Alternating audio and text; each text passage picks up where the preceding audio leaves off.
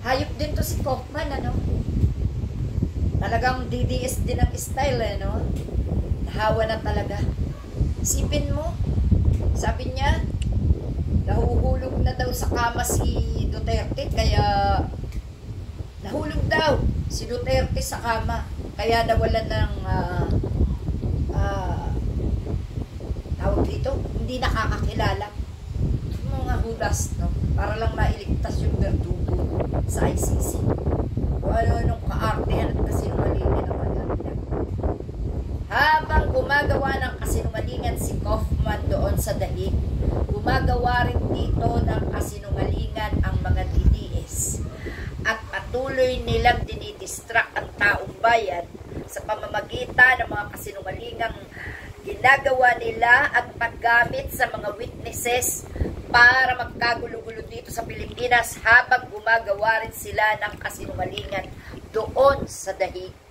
Kaya mga kapatid, i-share niyo po itong video na to para malaman ng taga-ICC na ang sambay ng Pilipino ay hindi kailanman maniniwala kay Kaufman, kay Attorney Kaufman, legal counsel ni Duterte sa mga kasinungalingan. Si Duterte ay malakas pa sa kalabaw.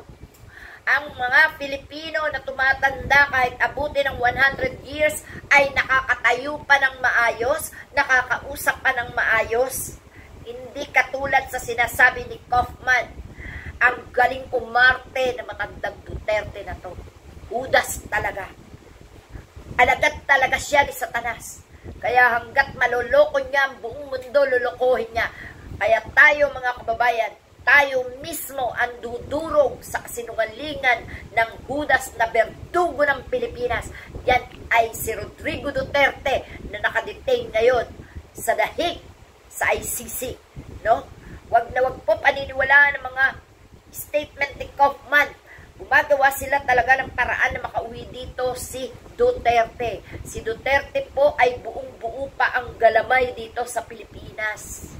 Na siyang gumagawa ng lahat ng iniuutos para mapagtakpan ang lahat ng kanilang kahayupan. Kayo mga DDS, tigil-tigilan nyo ang pagsuporta sa mga Duterte.